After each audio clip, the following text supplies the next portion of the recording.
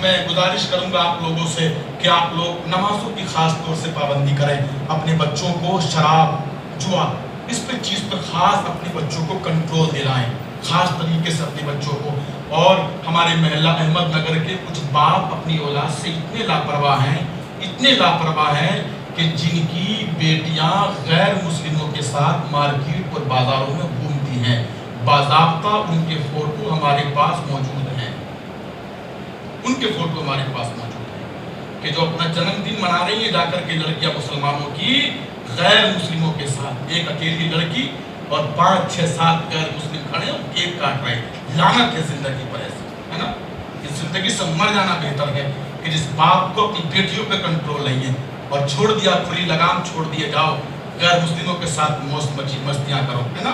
میرے بھائی میری بات اگرچہ آپ کو بری لگتی ہو، لگنے دو، مجھے کوئی اس کی کوئی پرواہ نہیں ہے. میں یہاں سے وہ پیغام دوں گا کہ جس پیغام سے میری قوم کا بھلا ہو، ہے نا، میری قوم کی بیٹیوں کی حفاظت ہو. صاحب اپنا کھا لینا، کباب کھا لینا، پکوڑی کھا لینا، یہی سب کچھ نہیں ہے.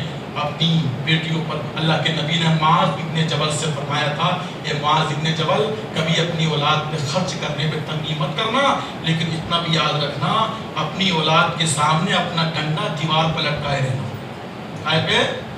دیوار پہ اپنا ڈنڈا لٹکائے رہنا. اور اپنی اولاد سے کہنا کہ اگر راستے سے قدم تیرا بھٹکا تو یہ ڈنڈے سے تیری خیریت معلوم کی جائے گی. ہے نا، حدیث میں کوڑے کا لفظ ہے، کوڑے کا، وَالِّسَوْ تک اپنے کوڑے کو جو ہے دیوار پہ لٹکائے رہنا. آج ہم مصطفیٰ کے وفادار ہیں، نبی کے غلام ہیں. ہماری بیٹیاں ان لوگوں کے ساتھ جو ٹیکے لگا رہے ہیں نا، ان لوگوں کے ساتھ جو شرابیں پی رہے ہیں، کیا بعید ہے کہ جو بیٹی غیر مسلموں کے ساتھ جنم دن منا رہی ہے جا کر کے، کیا وہ شراب نہیں پیتی ہوگی؟ کیا وہ نشہ نہیں کرتی ہوگی؟ کل وہی بیٹی ملت کے نوجوانوں بھاگ کے چلی جائے گی تو آئیں گے، مفتی صاحب ہماری بیٹی غیر مسلموں کے ساتھ چلی گئی، مسجد قباء کی کمیٹی کے پاس آئیں گے کچھ کیجیے. اب یہ کیا کریں گے بیچارے، جب 20 سال میں تو نے اپنی بیٹی کا کچھ نہیں کیا تو یہ ایک دن میں تیری بیٹی کے ساتھ کیا کر لیں. صاحب ہاتھ جوڑتے گزارش کروں گا، ملک کے حالات بڑے خراب ہیں، اپنے دین کو بچاؤ، گھر کو بچاؤ اور اپنی بیویوں کو، اپنی بیٹیوں کی بھی حفاظت کرو.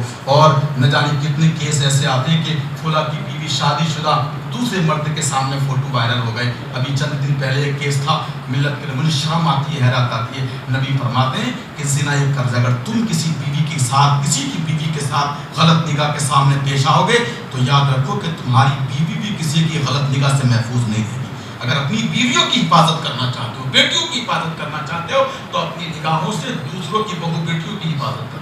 اگر دوسروں کی بہو بیٹیوں کی حفاظت تم اپنی نگاہوں سے کر لو گے تو اللہ تعالیٰ تمہاری بہو بیٹیوں کی حفاظت دوسروں کی نگاہوں سے فرما دے گا. ہے نا. اللہ توفیق خیر عطا فرمائے.